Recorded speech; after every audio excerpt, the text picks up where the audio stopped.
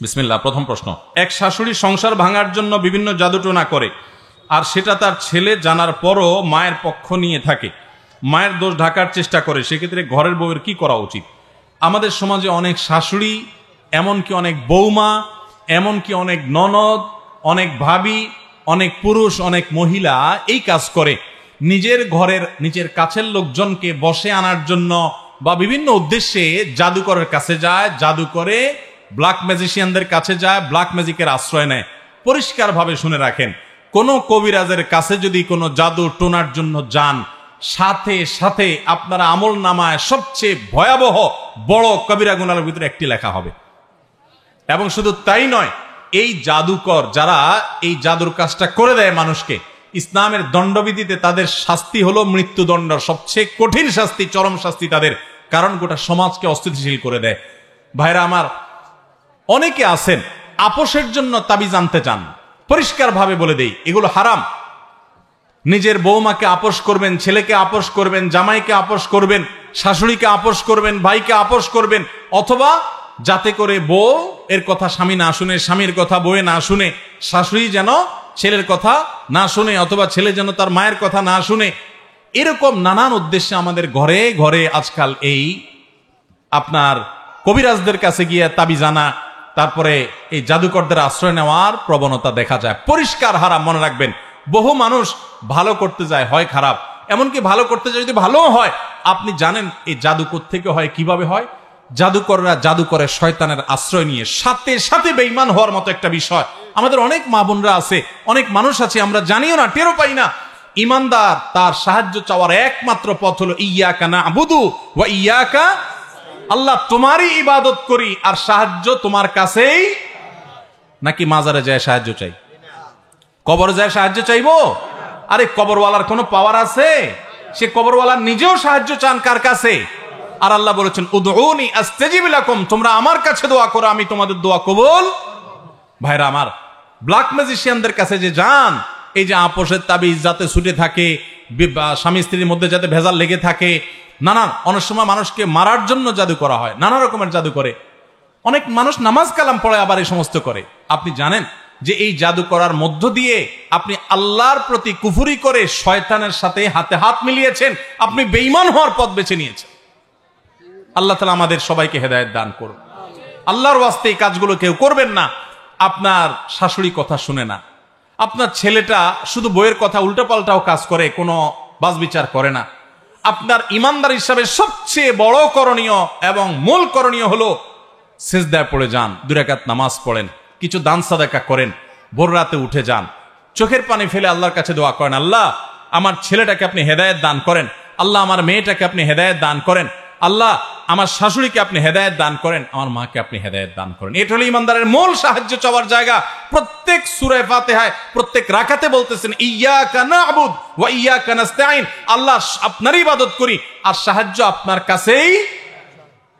অথচ চলে যাচ্ছেন জাদুকরের কাছে, চলে যাচ্ছেন ওই সেই কবিরাজের কাছে, আর মুখে বলতেছেন আপনার কাছে সাহায্য হলো না। তো আপনি আল্লাহর কাছে সাহায্য চাইবেন, আল্লাহ আপনার সাহায্য করবেন, সমাধান করবেন, এবং হয়তো সময় লাগবে কিন্তু সমাধান হবে। আল্লাহ আমাদের সবাইকে এই গুনাহ থেকে বেঁচে থাকার তৌফিক দান করুন। কোন স্বামী যদি তার মা, কোন ছেলে যদি তার মার জাদু করার খবর জেনেও সেটাকে ধামাচাপা দেয়, সেও গুনাহগার, সেও গুনাহগার। সে মাকে এই সমস্ত অন্যায় থেকে বিরত রাখার উদ্যোগ নিতে হবে। এরপর প্রশ্ন হলো, কোন ছেলে যদি অন্য মেয়ের সাথে লুকিয়ে কথা বলে বিয়ের পরে, তাহলে তার কি শাস্তি? বিয়ের পরে মানে বিবাহিত লোকে কাম করছে, ডেঞ্জারাস কথা। বিবাহিত মানুষ যদি বিবাহের পরে কাজ করে, বিবাহিত স্বামী স্ত্রী তারা তো লুকায়া প্রকাশ্যে যেমনি খুশি এমনি কথা বলবে, এক্ষেত্রে কোনো বাধা ধরা নিষেধ নাই। আমাদের দেশে অনেক মূর্খতা এখনো গ্রামাঞ্চলে আছে। কোনো বিবাহিত ছেলে মেয়ে, স্বামী স্ত্রী সম্পর্ক খুব ভালো, সারাদিন ইটিস পিটিস আলাপ সালাপ করে, মেসেজ দেয়, মহব্বত করে, একজন ছাড়া একজন খায় না, বসে থাকে। এগুলো হলে অনেক ময় মুরব্বী আছে, অনেক বুড়া বুড়ি আছে, তারা এগুলা সহ্য করতে পারে না, আছে না নাই? এবং অনেক কটু কথা শোনা যে কত ঢং তারা দেখায়। কারণ বুড়া বুড়ি বেচারি চিন্তা করে আমাদের জোয়ান বয়সে আমরা তো মেসেজ দিতে পারতাম না, মোবাইল ছিল না, হিংসা হয়, তো এটা মূর্খতা। স্বামী স্ত্রীর মধ্যে সম্পর্ক যত নিবিড় হবে, ইমানদার হিসাবে প্রত্যেকটা মুসলমান তত খুশি হওয়া উচিত। কারণ সে যদি স্বামী স্ত্রী পরস্পরের মধ্যে সম্পর্ক ভালো না হয়, তাহলে আরেক জায়গায় যাবে, তার চরিত্র নষ্ট করবে। অতএব নিজেদের সম্পর্ক ভালো থাকাটাই উচিত। কোনো মা বাবার এটা করা উচিত না। তো এখন কথা হলো, কোনো বিবাহিত মানুষ যদি অন্য মেয়ের সাথে লুকিয়ে লুকিয়ে কথা বলে, মেসেঞ্জারে চ্যাটিং করে, এবং অবৈধ সম্পর্ক, সেটা হোক শুধু মেসেজ আদান প্রদানের পর্যায়ে, এরকম যদি কেউ করে, সে গুনাহগার। আর বিবাহিত মানুষ যদি এটা করে, তাহলে অবিবাহিত মানুষ করলে সেটাও হারাম, কিন্তু বিবাহিত মানুষ করলে তার হারামের মাত্রা অনেক বেশি ভয়াবহ। বিবাহিত মানুষ যদি জেনা লিপ্ত হয়, ইসলামী শরীয়ত সবচেয়ে মর্মান্তিক ভাবে, সবচেয়ে কঠিন ভাবে মর্মন্তুদ শাস্তি দিতে বলেছে। পাথর মেরে মেরে তাকে রজম করে হত্যা বিচারিক ভাবে কার্যকর করতে বলেছে। আবার পাড়ায় পাড়ায়, মহল্লা মহল্লা বিচার যার যার মতো খেয়াল খুশি মতো বসাতে যাবেন না। এত বড় কঠিন শাস্তির কথা কেন বলেছে ইসলাম? কারণ মানুষ পৃথিবীতে টিকে থাকবে, মানব সভ্যতা টিকে থাকবে বৈবাহিক সম্পর্কের মধ্য দিয়ে। বিবাহ বহির্ভূত অবৈধ সম্পর্ক, এটা মানব সভ্যতার পৃথিবীতে টিকে থাকার পথে সবচেয়ে বড় অন্তরায়। পৃথিবীর যেসব দেশে বিবাহ ছাড়া সম্পর্ক যত বেশি অ্যাপ্রিসিয়েট করা হয়, সেই দেশে মানুষের জন্মের হার তত কম, তারা মানুষের জন্ম, শিশুর জন্ম নিয়ে তত স্ট্রাগল করছে। আপনি গোটা পৃথিবী সার্ভে করে দেখেন, এই রিপোর্ট পাবেন। এই জন্য ইসলাম এটাকে খুব কঠোরভাবে নিষেধ করে। অতএব এরকম যদি কেউ করে, সে গুনাহগার। কালো জাদু আক্রান্ত হয়ে তা থেকে বাঁচার জন্য হুজুরের কাছে গেলে, হুজুর যদি কিছু দোয়া লিখে তা তাবিজে লাগিয়ে পড়তে বলে, সেক্ষেত্রে সেই তাবিজ কি পড়া যাবে কিনা? আমি প্রায় সময় বলি, আমাদের প্রিয় নবী সাল্লাল্লাহু আলাইহি সাল্লাম তিনি কখনো তাবিজ ব্যবহার করেন নাই, এবং কাউকে তাবিজ দেন নাই, দিতে বলেন নাই, কোনোভাবেই না। এটা সুন্নাহ না অন্তত। এমনকি কোরআনে কারীমের আয়াত যদি লেখে আপনি তাবিজ লাগান, ঝুলান, আর কিছু না হোক, বলতে হবে এটা নবী সাল্লাল্লাহু আলাইহি সাল্লামের সুন্নাহ না। তাহলে নবী সাল্লাল্লাহু আলাইহি সাল্লামের সুন্নাহ কি? নবী সাল্লাল্লাহু আলাইহি সাল্লামের সুন্নাহ হলো কোরআনে কারীমের আয়াত পড়ে ফু দেওয়া, পাঠ করা, দোয়া করা, এগুলো হলো নবী সাল্লাল্লাহু আলাইহি সাল্লামের সুন্নাহ। এখন ব্ল্যাক ম্যাজিক নবী সাল্লাল্লাহু আলাইহি সাল্লামকে করা হয়েছে, তিনি কি তাবিজ লাগিয়েছিলেন? কি করেছেন? নবী করিম সাল্লাল্লাহু আলাইহি সাল্লামকে লাবিদ ইবনে আসম নামক ইহুদি জাদু করেছে তার চুলে, এবং সেটা কুয়ার নিচে, পাথরের নিচে চাপা দিয়ে ফেলেছে। নবী সাল্লাল্লাহু আলাইহি সাল্লাম অসুস্থ হয়ে গেছেন জাদুগ্রস্ত হয়ে। পরে আল্লাহ তাআলা সূরা ফালাক, সূরা নাস নাজিল করেছেন, এবং এটা পাঠ করার মাধ্যমে আল্লাহ তাআলা তাকে শিফা দান করেছেন। এবং এই সূরা ফালাক, সূরা নাস পড়ে যদি জাদুগ্রস্ত ব্যক্তির ফু দেওয়া হয়, তার শরীরে নিজে ফু দেয়, অন্যরা ফু দেয়, এইভাবে আমল করতে থাকে, আল্লাহ তাআলা তাকে মুক্ত করবেন। এমনকি স্বপ্নের মধ্যে আল্লাহ তাআলা দেখায় দেন। নবী সাল্লাল্লাহু আলাইহি সাল্লামের ক্ষেত্রেও তাই হয়েছে, যে কোথায় জাদু হয়েছে, কিসে হয়েছে উনি দেখছেন। আজকালও অনেকের, আমার কাছে বহু লোক বলেছে যে স্বপ্নে দেখেছি এরকম। আপনি আমল করেন, ইয়াকিন রেখে আমল শুরু করেন, ইনশাআল্লাহ সমাধান সেই পথে থাকবে। আমার মার মধ্যে গীবত ও রিয়ার উপস্থিতি লক্ষ্য করি, মা যেন কষ্ট না পায় আমার দ্বারায়। এখন মাকে কিভাবে বুঝাবো? দেখুন, মুখ খারাপ না করে, চিল্লা চিল্লি না করে, রাগারাগি না করে, সুন্দর করে যদি বোঝানো হয় যে মা, কারোর পিছনে কথা বললে আল্লাহ নারাজ হয়, গীবতের গুনাহ হয়, এটা মৃত মানুষের গোশত খাওয়ার চাইতে ভয়ঙ্কর বা ওইরকম একটা অপরাধ। মাকে যদি বোঝানো হয় সুন্দর করে, তাহলে সেক্ষেত্রে মা বুঝার কথা। এবং যদি মনে হয় যে না, ভালো কথা বললেও মা উল্টা বুঝে, তাহলে অন্য কাউকে দিয়ে বুঝাবেন, আল্লাহর কাছে দোয়া করবেন, মাকে শুনে শুনে আরেকজনকে বলবেন। যেভাবে হলে আপনার কাজ হয়ে যায় সেভাবে চেষ্টা করবেন, কিন্তু আপনার চেষ্টা করা উচিত। যদি আপনি সরাসরি বলতে গেলে অসুবিধা, বলবেন না, আরেকজনকে শুনে শুনে, মাকে শুনে বলবেন। কোনো আলেমের ভিডিও চালায় দিবেন, মা নিজে দেখতেছেন এমন ভাব ধরবেন, মা শুনে যেন। অনেক পোলাপান আছে নিজের বিয়ের কথা মা বাপরে শুনাইতে পারে না, তো কোনো হুজুর এরকম ওয়াজ করলে ওইটা একটু ভলিউম বাড়ায় দিয়ে শুনে, চালায় দিয়ে টয়লেটে চলে যায়। এরকম বহুত পোলাপান আছে। তো শেয়ানা হলে নিজের কাজ আদায় করার বুদ্ধি ঠিকই বাইর করে নিবেন। মারে গীবত থেকে বা লৌকিকতা থেকে বাঁচাইতে পারেন না, কোনো হুজুরের আলোচনা শুনে দেন, চালায় দেন, ভাব ধরেন এমন আপনি শুনতেছেন, চলে যান টয়লেটে, যদি সামনে থাকতে অসুবিধা মনে করেন। তো যে কোনো ভাবে আমরা চেষ্টা করবো, আল্লাহ আমাদের তৌফিক দান করুন। কোন শাশুড়ি যদি তার ছেলের বউকে তার ছেলে থেকে আলাদা করার জন্য কালো জাদু করে, এমনকি কালো জাদুর মাধ্যমে মেরে ফেলার পর্যায়ে চলে যায়, তাহলে কি করা উচিত? এই শাশুড়ি ইসলামী বিচার ব্যবস্থা থাকলে তার জঘন্য এবং করুণ দণ্ডের ব্যবস্থা হবে, যদি এটা প্রমাণিত হয়। শাশুড়ি হোক আর বৌমা হোক, ছেলে হোক আর মা হোক, যেই হোক, কাউকে যদি জাদু করা হয় কবিরাজের কাছে গিয়ে, অনেক মানুষ আছে এই জাদু করার কারণে মানুষ অসুস্থ হয়ে যাচ্ছে, কোনো ভালো হয় না, রোগ বালাই কোনো ট্রিটমেন্টে কাজে হয় না, এবং একের পরে আস্তে আস্তে মৃত্যুর দিকে চলে যায়। এরকম জাদু যারা করে তারা সবাই শুধু কবিরা গুনাই করে না, তারা শয়তানের, আল্লাহর প্রতি অবিশ্বাস করে শয়তানের কাছে যাওয়ার মতো একটা ব্যাপার। জাদু করা মানে শয়তানের আশ্রয় নেওয়া, বিধায় কবিরা গুনাহ। আল্লাহ তাআলা এই সমস্ত গুনাহ থেকে আমাদেরকে বেঁচে থাকার তৌফিক দান করুন। আমার ছেলের বিয়ের বয়স হয়েছে কিন্তু সে বিয়ে করতে চায় না, আমি আল্লাহর কাছে কিভাবে চাইতে পারি? আমি একজন সুইডেন প্রবাসী। আহারে কপাল পড়া, বাপরে, এই তো উল্টা প্রশ্ন পাইছি, জীবনে এরকম প্রশ্ন তো পাই নাই। সবাই তো ছেলেরা প্রশ্ন দেয়, হুজুর আমি বিয়ে করতে চাই, বাপ বিয়ের কথাও বলে না। আর এখানে উল্টা বাপ বলতেছে যে ছেলে বিয়ে করতে চায় না। না না, এখানে আমার মনে হয় এই ছেলের কোনো দিকে কোনো লিঙ্ক আছে কিনা আল্লাহ জানে। কারণ হলো বাপ মা বিয়ে করাতে চাইলে সেখানে না না করা, এটা কখনো কখনো অন্য কোনো দিকে অবৈধ সম্পর্ক থাকলে, হারাম রিলেশন থাকলে, তখন দেখা যায় বাপ মার বিয়ের আবদারকে, দাবিকে, প্রস্তাবকে অগ্রাহ্য করে। আমি জানি না এক্ষেত্রে সেটা হয়েছে কিনা, পুরো শিওর না, এটা একটা সম্ভাবনা মাত্র। তো অবশ্যই এই ব্যাপারে প্রকৃতি ঘটনা কি সেটা দেখা দরকার, যাচাই করা দরকার, এবং সেই সাথে তার যে কোনো সমস্যা হোক সেটার যথাযথ সমাধান বের করা দরকার। এগুলো এভাবে প্রশ্ন না করে এলাকার আলেমুল আমাদের সাথে সাক্ষাৎ করে ছেলের প্রকৃত অবস্থা উদ্ঘাটন করে তারপরে পদক্ষেপ নেওয়া উচিত। চুল দাড়ি পেকে গেলে কলব বা কালো করলে অজু হয় কিনা এ বিষয়ে অনুগ্রহ করে বলবেন। চুল বা দাড়ি যদি কালো হয়ে যায় তাহলে নবী করিম সাল্লাল্লাহু আলাইহি সাল্লাম সেটাকে, সাদা যদি হয়ে যায়, চুল দাড়ি যদি সাদা হয়ে যায় পেকে বা যেভাবে হোক সাদা হয়ে যায়, নবী সাল্লাল্লাহু আলাইহি সাল্লাম নির্দেশ করেছেন গাইয়িরু হাদা শাইয়িব, তোমাদের চুল দাড়ি সাদা হয়ে গেলে সেগুলোকে তোমরা পরিবর্তন করো, সাদা রাখিও না। কিন্তু পরিবর্তন করতে গিয়ে মানে সাদাকে অন্য রঙে রূপান্তর করো, কিন্তু সেটা করতে গিয়ে অজান্নে বুঝছে তোমরা কালো কালার আবার করবা না, কালো কলব দিবা না, তাহলে কি করবা? লাল কালার করো, মেহেদির কালার করো, অন্য কিছু করো, কিন্তু কালো কালার করা যাবে না। এই জন্য সাদা চুল, সাদা দাড়ি এটাকে মেহেদির কালার ইত্যাদিতে করা সুন্নাহ। এখন কালো করা যাবে না কেন? আল্লাহ ভালো জানেন, আল্লাহ রসুল ভালো জানেন কেন নিষেধ করা হয়েছে, আল্লাহ তাআলা ভালো জানেন। কিন্তু এর পাশাপাশি অনেক উলামায়ে কেরাম ধারণা করেন যে এটা অনেক সময় মানুষ বয়স লুকাবার জন্য করে। কারণ হয়তো বয়স লুকাবার ব্যাপার নাই, জোয়ান বয়সেই সব সাদা হয়ে গেছে, তো নির্দেশ সবার জন্য সমানভাবে থাকবে, কেউ কালো করবেন না, সাদা চুল সাদা দাড়িকে কালো করবে না। কিন্তু যদি কেউ কালো করে তাহলে তার অজু হবে না, ব্যাপারটা সেরকম না।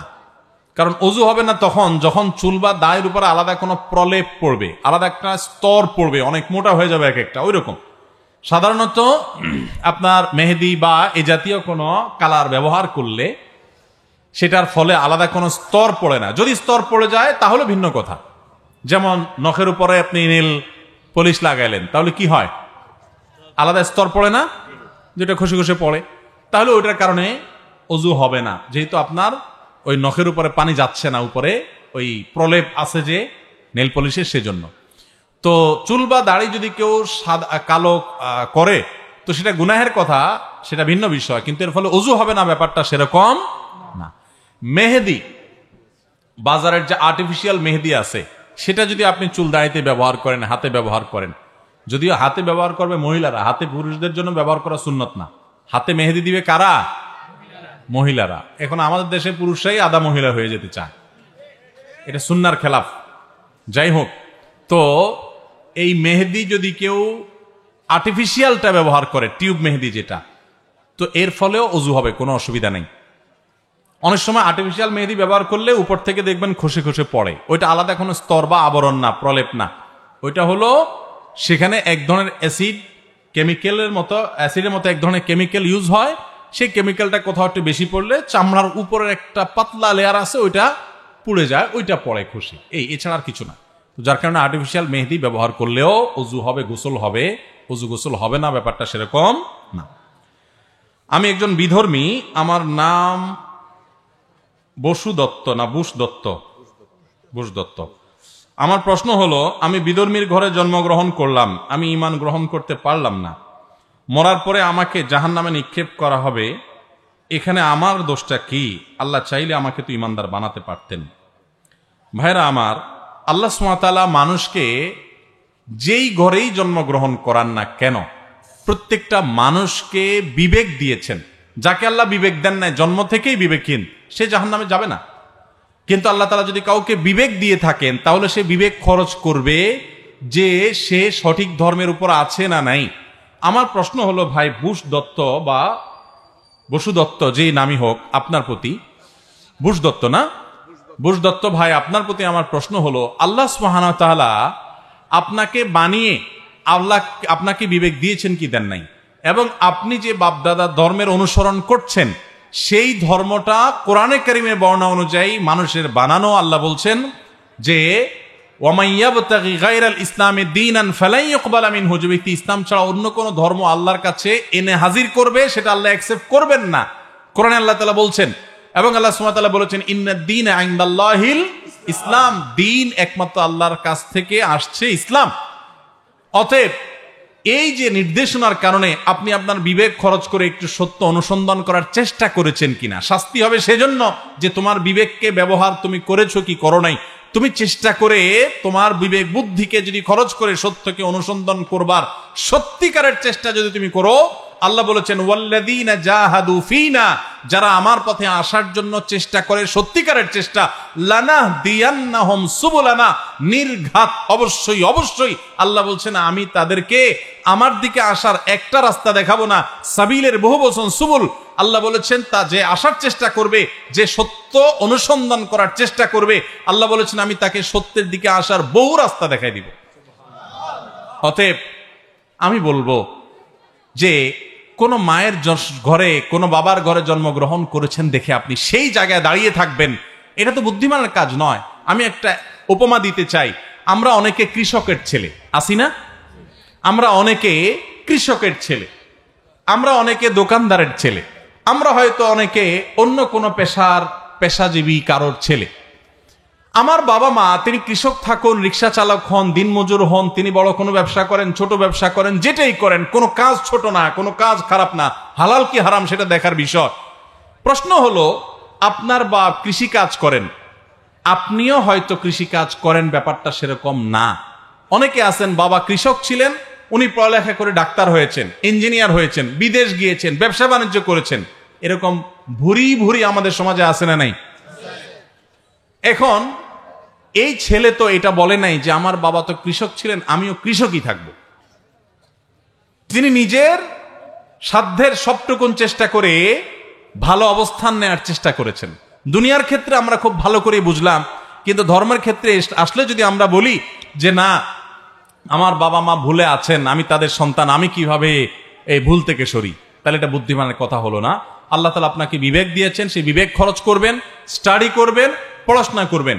এমনকি মুসলিম হয়েও আমরা যারা জন্মগ্রহণ করেছি, আমাদেরও ইসলাম আমি সঠিকভাবে চর্চা করছি কিনা, আমার বাপদাদার যেটা করে আসছে সবগুলোই সঠিক কিনা, না কোনোটা ভুল আছে, আমাদের সে বিবেক খরচ করা উচিত, সে স্টাডি করা উচিত, সে জ্ঞান খরচ করা উচিত। আল্লাহ তাআলা আমাদের সকলকে হেদায়েত দান করুন। আমরা যদি আল্লাহর কাছে নিজেকে সমর্পণ করি, যে বলি যে আল্লাহ তুমি আমাকে সত্যের পথ দেখাও, আল্লাহ পথ দেখাবেন, আমি চেষ্টা যদি করি। আল্লাহ তাআলা আমাদের এই ভাইকে, আমরা দোয়া করি এই বুশ দত্ত ভাই এবং আরো যারা আছি, আমরা আল্লাহ তাআলা আমাদের সবাইকে, প্রত্যেকটা মানুষকে আল্লাহ তাআলা সঠিক পথের দিশা যেন পাই, পরিচালিত যেন হই, সেই তৌফিক দান করুন। হেদায়েত আল্লাহর কাছে চাইতে হয়, নিজে চেষ্টা করতে হয়। এই দুইটা জিনিসের জন্য আমাকে জিজ্ঞাসাবাদের মুখোমুখি হতে হবে। আমি বাবার মার ঘরে জন্মগ্রহণ করেছি, তারা হয়তো ছোটখাটো কোনো কাজ করতেন, বা তারা এমন কোনো কাজ করতেন যেটা দিয়ে খুব বেশি পয়সা কামাই করা যায় না। কই, আমি তো তাদের সেই জায়গায় থাকি নাই, আমি তো ঠিকই আমার দুনিয়ার ক্ষেত্রে আমি সুইচ করেছি, যেটা ভালো সেখানে আমি করেছি। তো দিনের ক্ষেত্রে আমি কেন সেরকম একটা জায়গায় শুধু দাঁড়িয়ে থাকবো, যদিও সেটা ভুল হয়? এটা কখনো বুদ্ধিমানের পরিচায়ক হতে পারে না। আল্লাহ আপনাকে বিবেক দিয়েছেন। হ্যাঁ, কেউ যদি বলেন যে আমি এমন কোন জায়গায় আমার জন্ম হয়েছে যে আমি কোনো দাওয়াত পাই না ইসলামের, তো আল্লাহ তাআলা তাকে কিয়ামতের দিন এটার জন্য পাকড়াও করবেন না, যদি তার কাছে ইসলামের দাওয়াত না পৌঁছায়। আল্লাহ শুধু জিজ্ঞাসা করবেন সৃষ্টিকর্তার অস্তিত্ব তুমি বিশ্বাস করছো কিনা, বাস এটুকু হিসাব দিলে হবে, তোমার নামাজের হিসাব দেওয়া লাগবে না, কারণ তোমার কাছে নামাজের হিসাব যায় নাই। কেউ জঙ্গলে জন্মগ্রহণ করেছে, সেখানে কোনো সভ্যতার ছোঁয়া যায় নাই, তো তার জন্য ইসলাম সেটাই বলে যে তার কোনো হিসাব নাই। শুধু তুমি কোত্থেকে আসলে, এই সব পৃথিবী সৃষ্টি জগৎ তৃণলতা এমনি এমনি আসছে, কোন সৃষ্টিকর্তার অস্তিত্ব তুমি বিশ্বাস করেছো কিনা, তাওহীদে বিশ্বাসী ছিল কিনা, বাস এটুকু বিশ্বাস করতে পারলে যার কাছে কোনো দাওয়াত পৌঁছে না ইসলামের সে নাজাত পেয়ে যাবে ইনশাআল্লাহ। ইসলাম অযৌক্তিক কিছু বলেন। আল্লাহ বলেছেন, আল্লাহ তাআলা লা ইয়াজলিমু মিসকালা যাররা, যাররা পরিমাণ আল্লাহ তাআলা কারোর প্রতি জুলুম করবেন না। ওমা রাব্বুকা বিযাল্লামিল লিল আবিদ, আল্লাহ বলেছেন তোমার রব কোন বান্দার প্রতি কোন প্রকার জুলুম করবেন না। বিধায় আমরা আমাদের কৃত কর্মেরই ফল ভোগ করবো, এর বাইরে কিছু না। আল্লাহ আমাদের সবাইকে হেদায়েত দান করুন। বর্তমান বাচ্চারা আল্লাহকে চেনার আগে এবং বুঝার আগেই অবৈধ প্রেম ভালোবাসা বুঝে এবং চিনে, কিভাবে বাচ্চাদের আল্লাহ সম্পর্ক জুড়ে দেওয়া যায়। বাচ্চারা একেবারে বাচ্চা বয়সে তো আর হয় না, কিশোর বয়স থেকেই পোলাপান বিপদগামী হওয়া ধরে। বিপদগামী হবে না কেন? যখন স্কুল এমনকি মাদ্রাসার বইগুলোতে পর্যন্ত বাচ্চাদেরকে শিক্ষার নামে অবৈধ সম্পর্ক করা শেখানো হয়। আমি পরিষ্কার করে বলতে চাই, এই দেশে শিক্ষা, প্রাথমিক শিক্ষা ব্যবস্থার উপরে যে মেসাকার চালানো হয়েছে, আমি যদি বইগুলো নিয়ে বিস্তারিত দেখার, গবেষণা করার, ঘাটাঘাটি করার সুযোগ না পেতাম তাহলে আমি বুঝতাম না। আমি বইগুলো নিয়ে ঘাটাঘাটি করার পর নিঃশ্বাস বন্ধ হয়ে আসার মতো এত পরিমাণ পেরেশান হয়ে গেছি যে একটা শিক্ষা ব্যবস্থা, দেশের শিক্ষা ব্যবস্থার একেবারে প্রতিটা গিরায় গিরায় আঘাত করা হয়েছে, প্রতিটা গিরায় গিরায়। আমাদের বাচ্চাদেরকে বন্ধুত্ব শিখাচ্ছেন, ছেলে আর মেয়ে বন্ধুতা করবে, এটা শেখানো লাগে এবং এটা শিক্ষা। এই সমস্ত কুশিক্ষার জন্য তো স্কুলে যাওয়ার দরকার নাই, রাস্তায় রাস্তায় বাজারে বাজারে ঘুরলে পোলাপাইন অমানুষ হওয়া শিখে, এগুলোর জন্য তো স্কুলে যাওয়ার দরকার নেই। আমরা সেই প্রজন্ম চাই যেই প্রজন্ম পাবলিক বাসে উঠার পর কোনো মুরব্বীকে দেখলে সিট ছেড়ে দিবে। আমরা সেই প্রজন্ম চাই যে প্রজন্ম মা বাবার সামনে মাথাটা নিচু করে লাজুক হয়ে কথা বলবে। আমরা সেই প্রজন্ম চাই না যে প্রজন্মকে আপনি সেক্স এডুকেশন শেখানোর নাম করে বেহায়া বানাবেন। আমরা সেই প্রজন্ম চাই না যে প্রজন্ম ছেলে মেয়ে একে অন্যের সাথে বন্ধুতার নাম দিয়ে অবৈধ সম্পর্ক করে বাবা মার অবাধ্য হবে, তাদের জীবনকে ধ্বংস করবে। শিক্ষার নামে এই সমস্ত কুশিক্ষা পাঠ্যপুস্তকে ঢুকায়া আমার প্রজন্মকে যদি ধ্বংস করার এই পায়ে তারা অব্যাহত রাখেন, আল্লাহর কসম করে বলি এদেশের মানুষ নিজের ছেলে মেয়েকে ঘরে রাখবে, তবুও শিক্ষার নামে কুশিক্ষা শিখাবে না। আমি বারবার করে আবেদন করি যথাযথ কর্তৃপক্ষের কাছে, আল্লাহর ওয়াস্তে আপনারা একটু সঠিকভাবে তদন্ত করুন এবং সিরিয়াস হন। যারা এই ম্যাসাকারগুলো চালিয়েছে তারা, আপনারা দেখেছেন গতকাল মূলধারার একটা মিডিয়াতে নিউজ হয়েছে যে বিদেশি সাহায্য আনা কিছু এনজিও তারা আমাদের পাঠ্যপুস্তকগুলোকে তাদের মতো করে তারা খিস্তিকেও সেখানে ঢুকাইছে। এবং সেখানে আপনারা এও দেখেছেন যে ভারতের কোচিং সেন্টারের ওখান থেকে কপি এবং পেস্ট করে আমাদের বই বাচ্চাদেরকে দেওয়া হচ্ছে। তাহলে যারা বই লেখার জন্য সরকারের কাছ থেকে লক্ষ লক্ষ টাকা খাইলো, এরা কপি পেস্ট করে টাকা খাইলো, এর জন্য তাদের কি জবাবদিহি করা উচিত না? আমাদের মাদ্রাসার ছেলে মেয়েদের বই পুস্তকে শিল্প সংস্কৃতির নামে সেখানে ঢোল তবলা হারমোনিয়াম বাজানো, গিটার বাজানো এগুলা শিখাচ্ছেন, কভারে ভেতরের পাতায় পাতায় পাতায়, এমনকি মুসলমানদের ধর্ম শিক্ষার বইয়ে হিন্দু ধর্ম শিখাচ্ছেন। এই সমস্ত ফাইজলামতি আমার কাছে মনে হচ্ছে খুব সুপরিকল্পিতভাবে সুনিপুণভাবে করা হচ্ছে। এদেশের মানুষকে অস্থিতিশীল করবার জন্য কোন একটা চক্র কাজ করছে। আমি অনুরোধ করব যথাযথ কর্তৃপক্ষকে সেগুলোকে খুঁজে বের করা হয় যেন। এদেশের মানুষ মাদ্রাসায় বাচ্চাকে কেন ভর্তি করে ভাই বলেন? স্কুলের সাথে মাদ্রাসার পার্থক্য আছে না নাই? যারা মাদ্রাসা ছেলে মেয়েদেরকে দেয় তারা কেন দেয়? ইসলামী ভাবধারা দ্বারা সন্তানকে গড়ে তুলতে চায়, সেজন্যই তো। বাংলাদেশে কোন আলেম আছে যার নাম আপনি বলতে পারবেন যে আলেম ঢোল তবলা হারমোনিয়াম গিটার এগুলা বাজানো জায়েজ মনে করে? থাকলে আমাদেরকে নামটা শুনান, আমরা জানতে চাই। কোন আলেম নাই, বিশ্বের কোন উল্লেখযোগ্য আর কোন আলেম নাই সারা পৃথিবীতে। সমস্ত আলেমদের ঐক্যমতে যে জিনিসগুলো হারাম, মাদ্রাসায় আমি আমার বাচ্চাকে ভর্তি করালাম কোরআন হাদিস শিখার জন্য, আলেম হওয়ার জন্য, ইসলামী মূল্যবোধ শেখার জন্য, তাকে সেখানে শিল্প সংস্কৃতির নাম দিয়া তাকে আপনি ইসলাম যেটা নিষেধ করে, হারাম করে, সেটা তাকে শিখাচ্ছেন। অর্থাৎ আমার বিশ্বাসের বিরুদ্ধে জিনিস আমাকে জোর করে শিখাচ্ছেন। এর নাম জুলুম ছাড়া আর কি হবে? এগুলোর বিরুদ্ধে আমাদের সবাইকে সচেতন হতে হবে, আমাদের সবাইকে সতর্ক করতে হতে হবে। আমাদের সন্তানদেরকে সমকামিতা শেখানো হচ্ছে। আপনারা শরীফার গল্পের কাহিনী শুনছেন না? সবচেয়ে অবাক লাগে যখন দেখি যে উপরের চেয়ারে বসা মানুষগুলো বলে যে হুজুররা মানুষকে ভুল বুঝায়, এটা হিজড়াদের গল্প। কত নম্বর ধূর্ত, প্রতারক এবং ভণ্ড হলে এরকম কথা বলতে পারে? গত বছরের গল্প আমি পড়েছি, এই বছরের গল্প আমি পড়েছি, হুবহু একই, শুধু ট্রান্সজেন্ডার শব্দের জায়গায় আপনি হিজড়া বা তৃতীয় লিঙ্গ লাগাই দিয়েছেন। এখন প্রশ্ন হলো, শরীফা, এই শরীফ থেকে যে শরীফা হয়েছে, এই কপাল পোড়া, এটা কি আসলে ট্রান্সজেন্ডার মানে লিঙ্গ পরিবর্তন করছে, নাকি হিজড়া জন্মগতভাবে সমস্যা? গল্প তো একই, তাহলে আসলে কোনটা? যদি বলেন যে ট্রান্সজেন্ডার, তাহলে এবছরের পোলাপান তো হিজড়া পড়তেছে, তাহলে ভুল পড়তেছে। আর যদি বলেন যে শরীফা হিজড়া আসলে, তাহলে গত বছরের পোলাপান যে ট্রান্সজেন্ডার পড়ছে তারা তো ভুলটা পড়ছে। ঠিক না বে ঠিক? শিক্ষার নামে এই তামাশা এই দেশে বিগত কখনো, এত বছরের মধ্যে স্বাধীনতা থেকে আজও পর্যন্ত কখনোই, এই 23 এবং 24 এই 2 বছর এই বইগুলোকে মেসাকার করা হয়েছে। 21 সাল পর্যন্ত বইগুলোতে সালাম ছিল, মাদ্রাসার বইয়ে সালাম ছিল, মহিলা টিচারের মাথায় হেজাব ছিল, বাচ্চাদের মাথায় টুপি ছিল, বছর সেগুলো সব সরাই দিছে। মাদ্রাসার পোলাপানের ঢোল তবলা বাজানো শিখাইছেন। এরা চায় এদেশের স্কুল এবং আলিয়া মাদ্রাসাগুলো সব ছাত্র শূন্য হয়ে যাক। তারা চায় সরকারি এই শিক্ষা প্রতিষ্ঠান, এই সিস্টেম ধ্বংস হোক, ভেঙে পড়ুক। এই জন্য তারা এই সমস্ত ষড়যন্ত্র করছে। আল্লাহ তাআলা এদের হাত থেকে আমাদেরকে রক্ষা হওয়ার তৌফিক দান করো। বইয়ের পাতায় পাতায় স্বাস্থ্য বিজ্ঞান বইয়ের পাতায় পাতায় পোলাপানরে প্রেম প্রীতি শিখাচ্ছে। পোলাপানরে প্রেম প্রীতি বইয়ের পাতায় শিখানো লাগে, এমনি বাইন্দা ধরে রাখা যায় না। আরো পোলাপানরে নষ্ট করতেছে। বহু বাবা মার ঘর খালি হবে এই সমস্ত কুশিক্ষার কারণে। আল্লাহ তাআলা আমাদেরকে এই সমস্ত কুশিক্ষাকে প্রতিহত করার তৌফিক দান করুন। আমরা আবারও বিনীতভাবে অনুরোধ করতে চাই, আমি বিশ্বাস করতে চাই যে অনেক বড় বড় পদে দায়িত্ব থাকা ব্যক্তিবর্গ তারা জানেন না তাদের মাথায় কাঁঠাল ভেঙে খাচ্ছে কোন একটা মহল। আমি অনুরোধ করব তাদেরকে, তারা যেন সতর্ক হন। 15 জন খতম পড়তে গেলাম, কিন্তু খতম পূর্ণভাবে শেষ করতে পারলাম না। খতমের হাদিয়া নেওয়া কি ঠিক হবে, হালাল হবে নাকি হারাম হবে? এই হলো হুজুরদের 2 নম্বরই আর কি। খতম পড়তে গেছেন 15 জন মিলে, কোরআনে কারিম 2 পারা করে পড়বেন, অথবা যে খতমই হোক।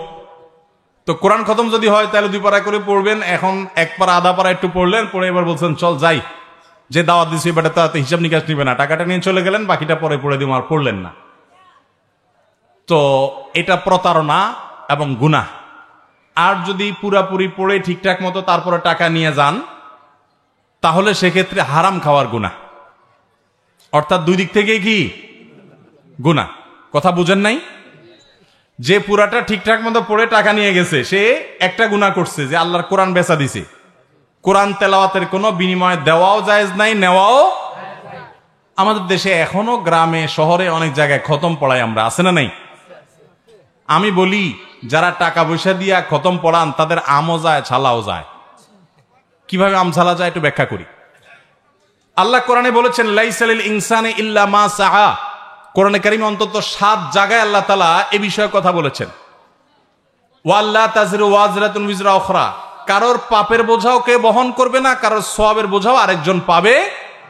যে নামাজ পড়বে সওয়াব সে পাবে। ব্যালেন্স এরকম ট্রান্সফার করা যায়, নামাজের সওয়াব এরকম ট্রান্সফার করা। আমি নামাজ পড়ে বলবো ঠিক আছে আপনার সওয়াব অ্যাকাউন্টে দিয়ে দিলাম, এরকম কোনো সুযোগ। আমি কোরআন তেলাওয়াত করাম করে বললাম যে ঠিক আছে এটা আপনারা দিয়ে দিলাম, এরকম জীবিত মানুষ একজন আরেকজনের তরফ থেকে নামাজ রোজা করতে পারে না, নামাজ পড়তে পারে না। হ্যাঁ, রোজার ক্ষেত্রে কেউ যদি রাখতে না পারে, অপারগ হয় শারীরিকভাবে, বিকল্প আছে, কিন্তু আপনি কোরআন তেলাওয়াত করবেন, সওয়াব আরেকজন পাবে, এরকম সুযোগ নাই। তাহলে আপনি টাকা দিয়া হুজুর দিয়া যদি খতম পড়ান, যে হুজুর খতম পড়ছে সওয়াব যদি কিছু পাওয়ার হয় সে পাবে, যদিও হুজুরও পাবে না, কারণ এর ধান্দা ছিল কি টাকা। আর আপনি সওয়াব তো পাইলেন না, উল্টা আরো খাওয়াইলেন, টাকাও দিলেন, তাহলে আমও গেল, ছালাও গেল। আল্লাহ আমাদেরকে বুঝার তৌফিক দান করুন। নিজের তেলাওয়াত নিজে করবেন, নিজের দোয়া নিজে করবেন। অতএব যে হুজুর দোয়া কোরআন পুরা ঠিকঠাক মতো খতম করে দিয়ে গেছে ওনার গুনাহ একটা হবে, আর যে ফাঁকি দিয়ে গেছে তার গুনাহ হবে দুইটা। পর্নোগ্রাফি এবং হস্তমৈথুন এগুলো করলে হাসরে কিরকম শাস্তি হবে, এগুলোর ছাড়ার উপায় কি? দেখুন, এই ব্যাধিগুলো এখন ঘরে ঘরে পৌঁছে গেছে এবং এগুলো থেকে বাঁচার জন্য মানসিক শক্তিটা সবচেয়ে বড় শক্তি। মনে রাখবেন, যারা এই সমস্ত রোগে আক্রান্ত কিয়ামতের ময়দানে তারা জেনাকার, ব্যভিচারী হিসাবে উঠবে এবং ব্যভিচারকারী সে জাহান্নামে তাকে নির্মমভাবে এইরকম শাস্তি দেওয়া হবে, এইরকম শাস্তি সে ভোগ করতে থাকবে। এবং নবী করিম সাল্লাল্লাহু আলাইহি সাল্লামকে মেরাজে আল্লাহ তাআলা দেখিয়েছেন।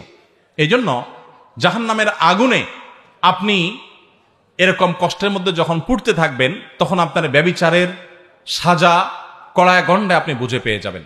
আল্লাহর ওয়াস্তে নিজেকে নিয়ন্ত্রণ করেন, যৌবনকে কন্ট্রোল করেন এবং হারাম থেকে বেঁচে থাকার চেষ্টা করেন। এখন যদি বলেন যে উপায় কি, উপায় হলো কয়েকটা, আমি খুব সংক্ষেপে বলি। নাম্বার 1, উপযুক্ত হলে বিয়ে করে ফেলা হলো সবচেয়ে বড় সমাধান। নাম্বার 2, অনেক বিবাহিত মানুষের বদভ্যাস আছে, তাহলে সেক্ষেত্রে স্মার্টফোন চেঞ্জ করে ফেলা, বাটন ফোনে চলে যান 6 মাস 1 বছরের জন্য। বদভ্যাস দূর করার জন্য 6 মাস 1 বছর একটু জিম খিচে থাকেন, একটু অসুবিধা হবে, হোয়াটসঅ্যাপ ইমো ব্যবহার করতে পারবেন না, এতে এমন বড় কোনো ক্ষতি হবে না, কিন্তু আপনার আসল ক্ষতি থেকে বাঁচার জন্য এইটুকু আপনাকে করতে হবে। এবং নির্জনতা এটা অ্যাভয়েড করবেন, আল্লাহর কাছে চোখের পানি ফেলে দোয়া করবেন। ইনশাআল্লাহ এই সম্মিলিত চতুর্মুখী চেষ্টা করলে আল্লাহ তাআলা আপনাকে হেফাজত করবেন, আশা করা যায়। আপনার সমাজ সেবামূলক কাজগুলো আমাকে অনুপ্রাণিত করে, আমিও কিভাবে এরকম কাজ করতে পারি একটু নসিহা করবেন। আমরা সুন্নাহ ফাউন্ডেশন থেকে যে সমস্ত সেবামূলক কাজ করি, আপনারা যদি সেগুলো করতে চান, অনেক টাকা পয়সা লাগবে তা কিন্তু না। আপনার এলাকায় আপনি নিজে বিসমিল্লাহ পড়ে শুরু করে দেন। 2-4 জন বন্ধু মিলে একটা রাস্তা ভাঙা আছে, মাটি কেটে রাস্তার ভাঙাটা ঠিক করে দেন। একটা কালভার্ট ভাঙা আছে, পারলে সেখানে বাঁশ টাস কিছু দিয়ে মানুষের চলাচল উপযোগী করে দেন। আপনি যে কোনো কল্যাণমূলক কাজের উদ্যোগ নেন। রাস্তায় ময়লা পরিষ্কার করার জন্য বস্তা নিয়ে 2-4 বন্ধু মিলে একদিন বের হয়ে যান, এভাবে কাজ শুরু করে দেন। আল্লাহ আস্তে আস্তে সামনের দিকে যাওয়ার বরকত দেওয়ার সুযোগ দিবেন। এবং কোন একজন গভীর অভাব মানুষকে অভাব দূর করার জন্য সবাই মিলে সম্মিলিতভাবে চেষ্টা করেন, উদ্যোগ এভাবে শুরু করে দেন।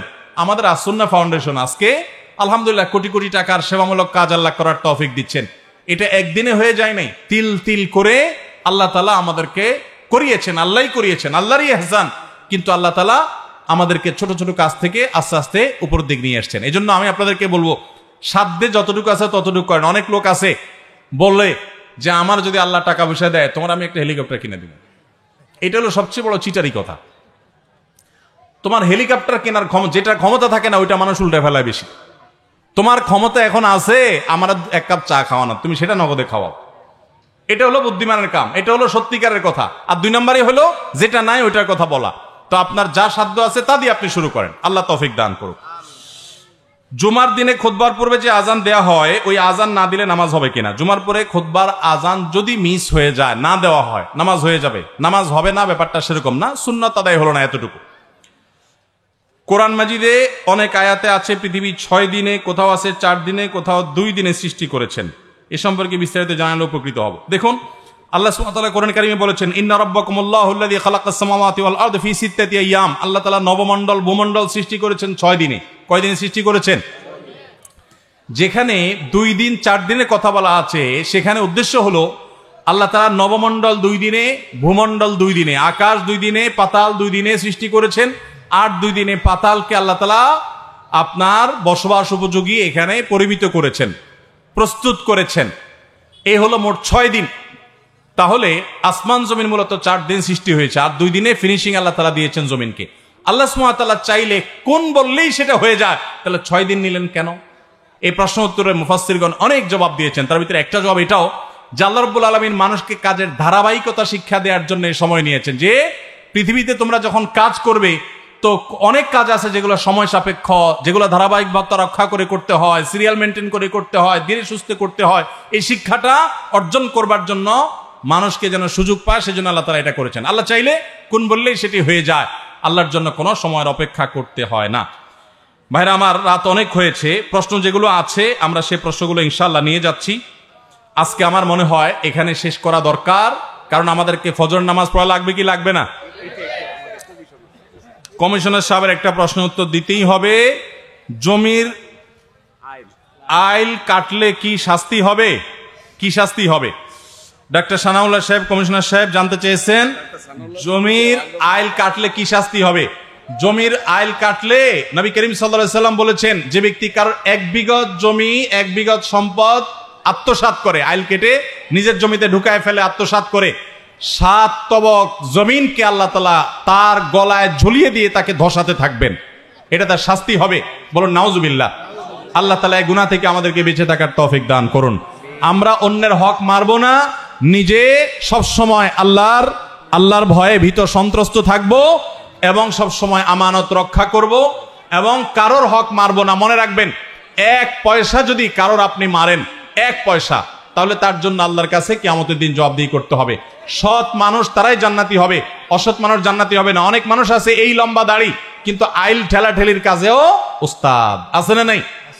এই ওস্তাদের জন্য জান্নাত না। জান্নাত হলো সে ওস্তাদের জন্য যে নামাজও পড়ে আবার মানুষের হকও মারে না। আল্লাহ তাআলা আমাদের সবাইকে সব ধরনের গুনাহ থেকে বেঁচে থাকার তৌফিক দান করুন। ভাইরা আমার, আমরা আজকের এই মাহফিলের জন্য অনেক ভলান্টিয়ার, অনেক ইয়াং ভাইরা অনেক পরিশ্রম করেছেন, ওলামায়ে কেরাম কাজ করেছেন। আমরা দোয়া করি যারা মাহফিলের জন্য কষ্ট করেছেন, পরিশ্রম করেছেন, আল্লাহ তাআলা সবাইকে উত্তম বিনিময় দান করুন। বলুন আমিন।